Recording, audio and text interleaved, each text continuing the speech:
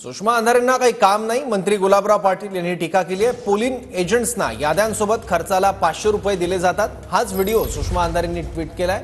ही निवडणूक प्रक्रिया असल्याचं गुलाबराव पाटील यांनी म्हटलंय। तर आरोपांची चौकशी होईल, पण आम्हाला पैसे वाटण्याची गरज नाही, सुषमा अंधारेंच्या आरोपावर नितेश राणेंचं उत्तर आहे।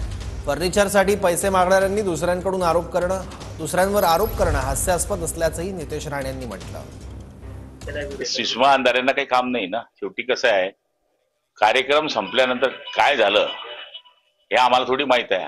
सीएम साहेब गेले, आम्ही घरी आलो आणि ते नंतर सांगतात आता ते पोलिंग एजंटच्या याद्या असतात, याद्या देत असताना एखाद्या वेळेस पैसे पण दिले जातात। यादीवर खर्चाला 500 रुपये देतो, हे इलेक्शनची प्रोसेस आहे आणि ते कोणाला माहित नाही असं नाहीये। पण आता काहीतरी बबाल करायची हा त्यांचा मागचा हेतू असावा असं मला वाटतं।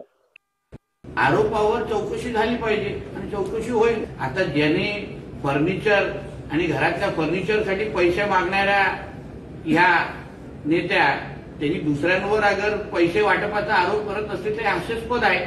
तर त्यांच्या घरातलं फर्निचर पण ते शिवसेनेकातून मागतात असे मी ऐकलेलं आहे।